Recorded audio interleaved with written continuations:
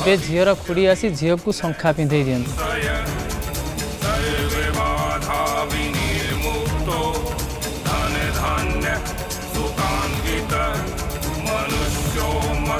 प्रसादेन भविष्यति न संशय।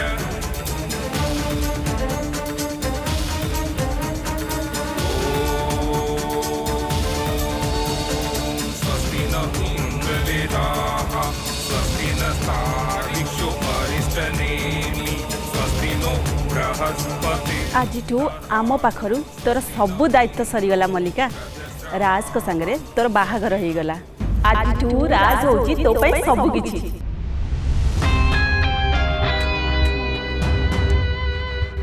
किंतु बाहाघर एपर्यंत संपूर्ण ही कावेरी मैडम।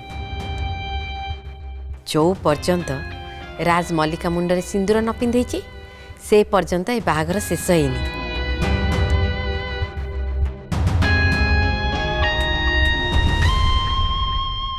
एबे सिंदूर पिंधा विधि बाकी रहिला तापर विवाह संपन्न हो। राज बाबा एबे सिंदूर नहीं मल्लिका सिंथी रे पिंधे दियन।